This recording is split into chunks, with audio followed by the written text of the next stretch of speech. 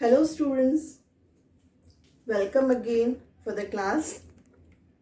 I'm Ritu Joshi for your geography teacher.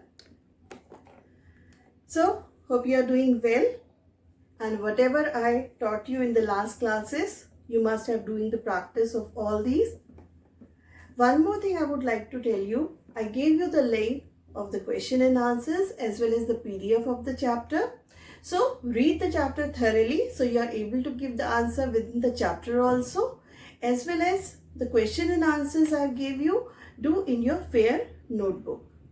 Some of the students ask me, ma'am, we have to do these questions in fair notebook. Obviously beta, you have to do in your fair notebook. Okay, and you have to make the interleaf notebook because in geography you have to make the diagram as well as the map work also.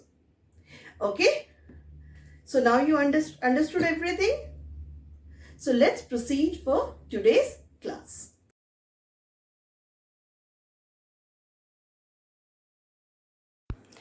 So students, today again I'm going to start with another part of the same chapter, chapter number 2, the Earth Major Landforms. So whatever we have not learned in the last class, whatever part of this chapter is left, we will do in this class. So here you can see what we have learned in our last classes. In the last class or the previous classes related with this chapter, we have learned about the crust, sea level, landforms, endogenous process, exogenous processes, mountains, range, valley, fold mountains, block mountains, volcanic mountains. Apart from this, we have learned about the importance of mountains, plateaus, types of plateaus, intermountain plateau, dissected plateau, and the importance of plateau. So all this regarding this chapter we have learned in our previous classes. Hope you all understood well, and you must have doing the practice of all these topics from this chapter. So students, here you can see the learning from today's class. What we are going to learn today, we are going to learn today about the plains. Okay, a major topic is plains. We will learn about the plains, types of plains, different types of plains like the coastal plains, Penile Plains, Alluvial Plains, river basin, flood plains. And apart from this, we will also going to learn about the features made by the rivers. Okay, and at the last in this class, we are going to learn importance of plains. So students, here you can see the plains. So first of all, we will have to know about what are the plains, what are the meaning of plains. Plains are basically the flat surfaces with very gentle slopes are called plains. Most plains are lowlands. Some plains are extremely level, while others have an undulating wave-like surface. Means in our previous topics of this chapter, where we have learned about the mountains or the plateaus, we have seen that all these landforms are higher than the surrounding surface. But if we talk about the plains are extremely low level lands. Okay, and some plains are undulating, means they have wave like surface. Somewhere they are high and somewhere they are flat. Okay, so here you can see the picture of the plain also. It's extremely plain area. So after knowing about the plains, students, now we have to come to the types of plains. What are the different types of plains? Okay, so like we have learned in the mountains and the plateaus, the different types of mountains are there, the fold mountains, block mountains, volcanic mountains. The same as the plateaus are different types of there.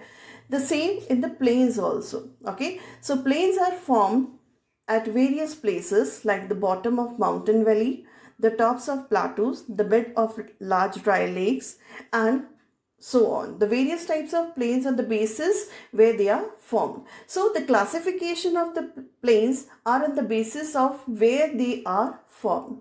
Okay, so just take a look about what are the different types of plains: coastal plains, Penile Plains, Alluvial Plains, and flood plains.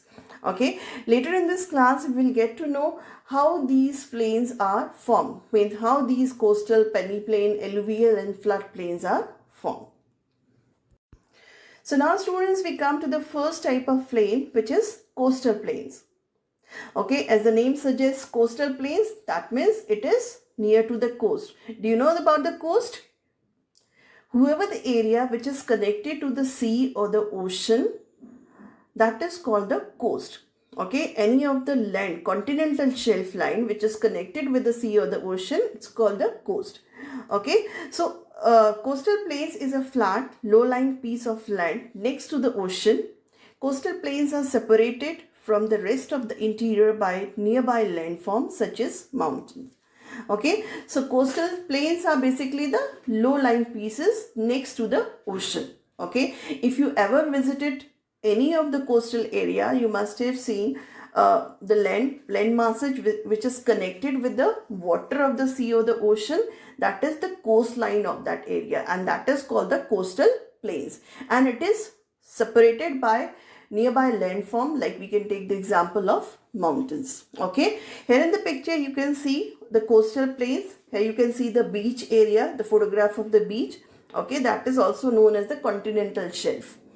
Okay, so which is the part of the continent which is connected with the sea or the ocean. And another part, you can see the map of India, it is showing the coastline of India. The western side is the western coast is there, and the eastern side is the eastern coast is there. Okay, so eastern coast is separated by the Eastern Ghats, which is mountainous area, highland areas there, or the western coast is separated by the Western Ghat, which is also the mountainous area is there. So students, now we have to come to the Penile Plains. Hope you understand about the coastal plains. So another type is Penile Plains. Rivers, glaciers and winds break off and carry away pieces of rocks from the surface of landforms. Thus the mountains and the plateaus are gradually lowered and rugged surfaces are smoothed to form nearly level plains, and these are called the Penile Plains.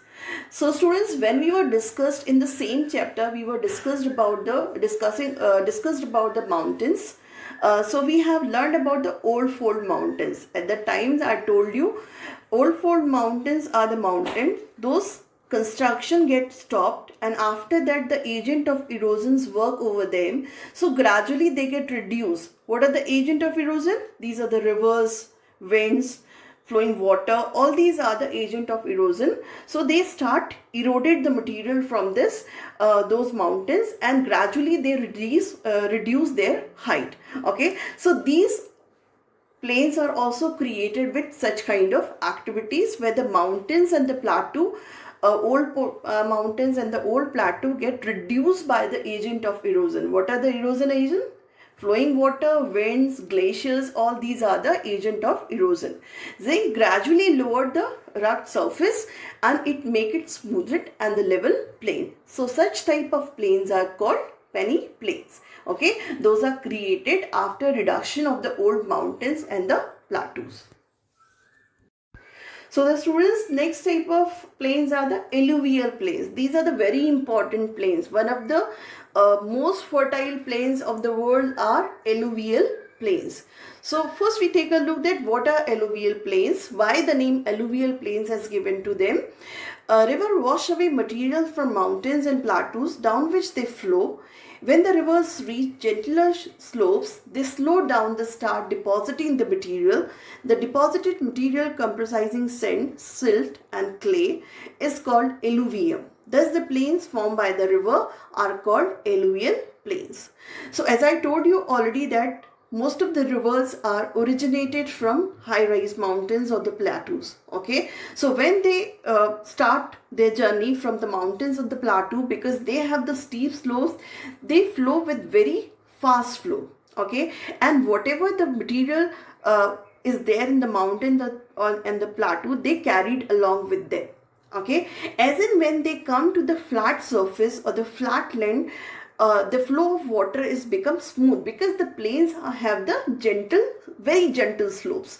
Okay, so the speed of water get reduced, and with that what happened, whatever the material is there in the river water, like the silt, sand or the clay, it gets settled over there.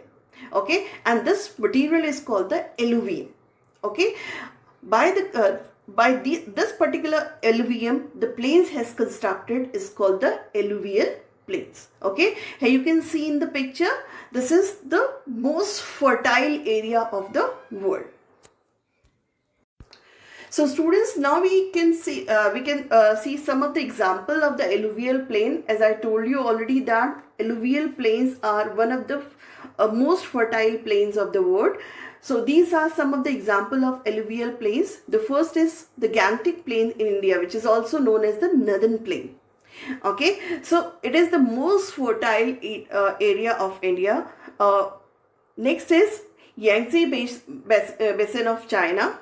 Next one is the Nile Basin of Egypt, the Central Lowland of Europe, Murray-Darling Basin of Australia, the Paraguay-Uruguay Basin of South America, the Great Plains of North America. Okay, so all these are the famous alluvial plains of the world. So now students, we have to come to the last type of plain, which is floodplains. Okay, so now we have to see that what is floodplains. The deposition of material on the bed reduces the depth of the river in the plain. So when there is a sudden increase in the volume of water causing floods.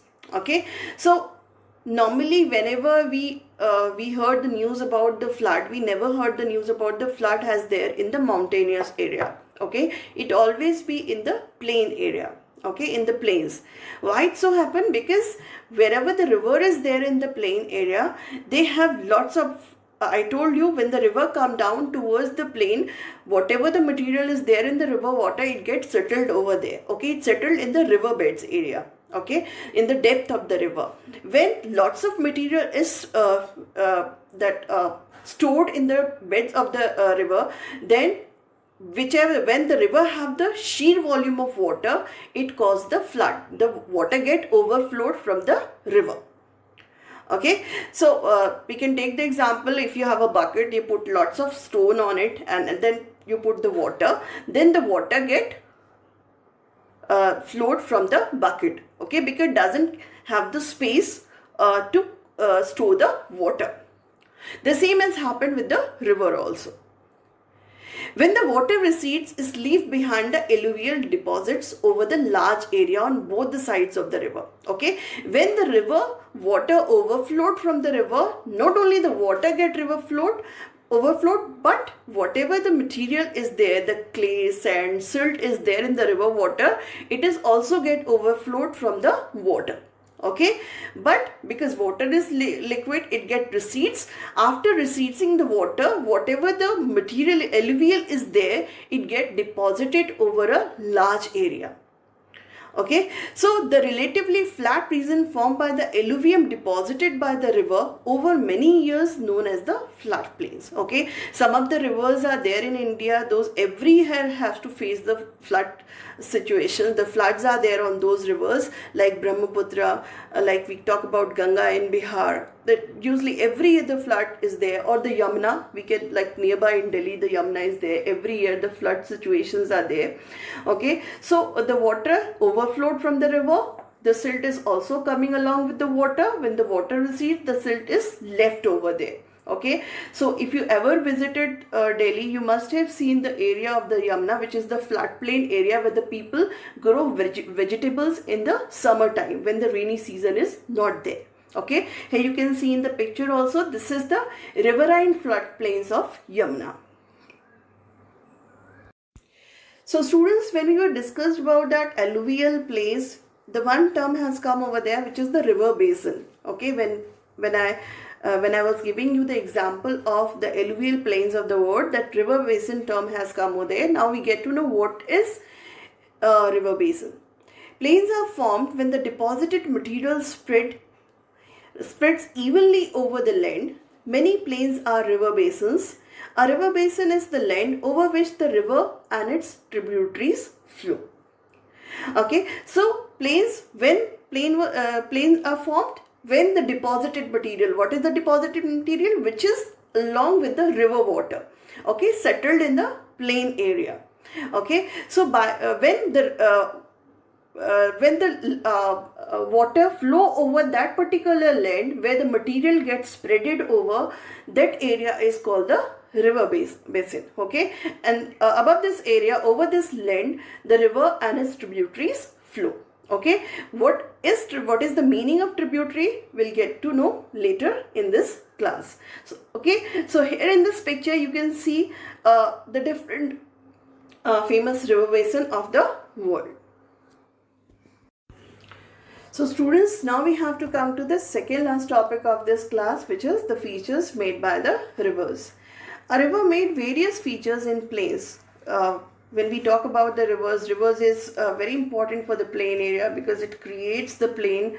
The water is in the plain area. River is used for the irrigation purpose, and but these rivers, when the rivers come down in the plain area, the speed of the river has become very slow. Okay, and the river creates various features in a plain. So what are these features? These are tributaries. We already discussed tributaries when we were discussed about the flat river basin. Then next one is the meanders, then distributaries and deltas. Okay, so now we have to take a look in detail all these features.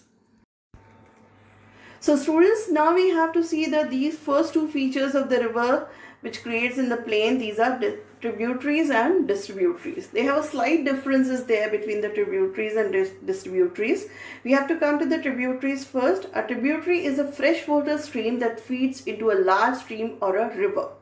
Okay, in the simple words we can say when some small rivers merge with a large river, then it's called the tributaries of that particular river. Okay, like the Ganga is a large river. It has a large course is there. Course is basically the path of the river. The river has few terms are there. The river gets started, the origin point of the river, and when the river gets last, that is called the mouth of the river or the ending point of the river. Okay, so in between the whole path, in the large river, various small streams or the small rivers mix up with the water of a large river, that is called the tributaries. Like in Allahabad, we can say about the Ganga and Yamuna, and the Saraswati can merge up with Ganga. Okay, and so these are called the tributaries of Ganga. Now the next term is the distributaries. Okay, it's just opposite of tributaries. Like as I told you, when small rivers merge with the large rivers, these are called the tributaries, okay, of that particular river. When many small streams come out from a large river, these are called the distributaries of a large river. Okay, so we just have to take a look of the definition of distributaries. Mounds of deposit, often from islands in the middle of the river. To overcome the obstacles created by these deposits, the water of the river get distributed into several small channels known as the distributaries. Okay, and distributaries are basically created in a very large rivers. Okay, those have a large course, the large river banks is there. These rivers, as like we take the example of Brahmaputra, which have a sheer volume of water. Okay, and because the sheer volume of water is there in the Brahmaputra, it also have a huge amount of deposits are also there. Okay, so at the middle of the rivers, the islands are created of those particular deposits, and it divided the water of the river in various parts. Okay, so division of the small channels of the water is called the distributaries. Here you can see in the picture both tributaries as well as the distributaries. So students, now we have to come to the next two features, which are meanders and delta. Okay, so if you ever have seen the rivers, I'm not talking about the canal. Canal is a constructed thing, okay, where the water has come from the rivers. If you see the river in a natural way, then you must have seen this zigzag pattern has created in the path of the river.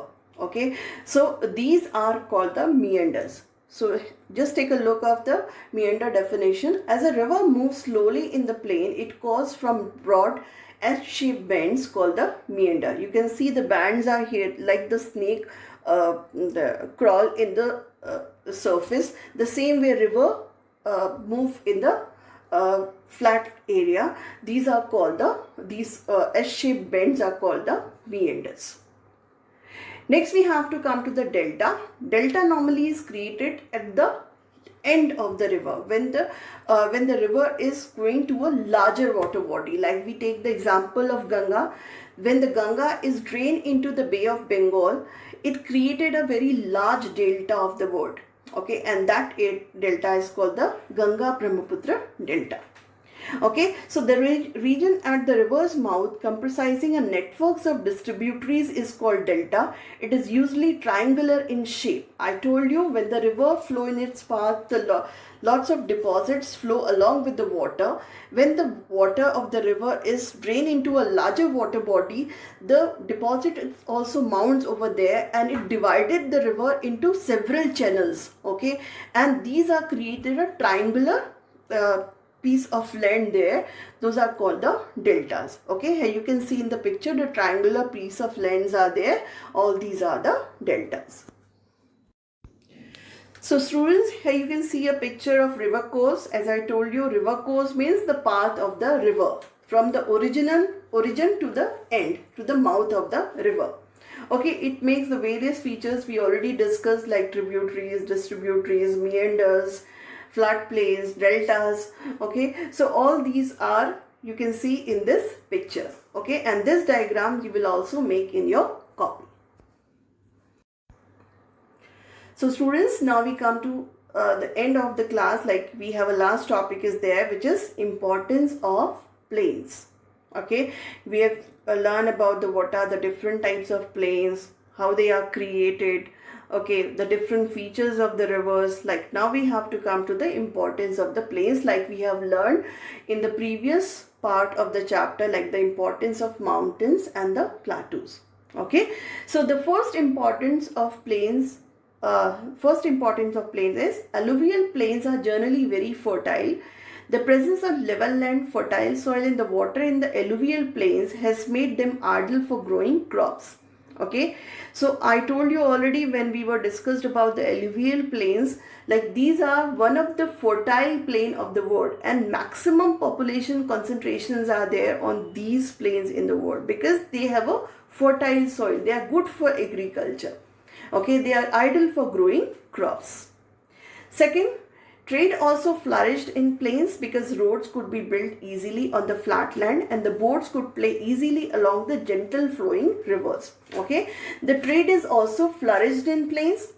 That is also another importance of plains because the roads and railway tracks can be easily constructed over the plains because it has a flat land. Okay, another thing, navigation is also possible through the rivers because rivers are the gently flowing rivers are there. Okay, which is not possible in the mountainous terrain and the plateaus where the swift flowing rivers are there. Now the third is people have settled in these plains since the ancient time. Okay, like we see in the, you must have learned about the different civilizations in your history, like Egyptian civilizations or the Indus civilizations, all were flourished near to the river valleys. Okay, why? Because the water is very essential.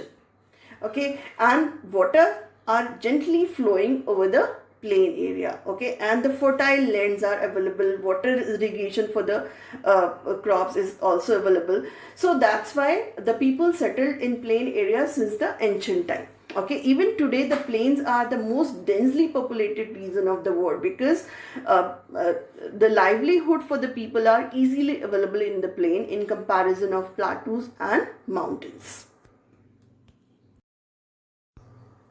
So now students, we just take a quick recap what we have learned today. We learn about the plains. What are the plains? We learn about the different types of plains like coastal plains, penile plains, alluvial plains, river basin and flood plains. Okay, and then we have also learned about the different features of rivers made in the plains and the importance of plains. Okay, hope you understood the whole chapter.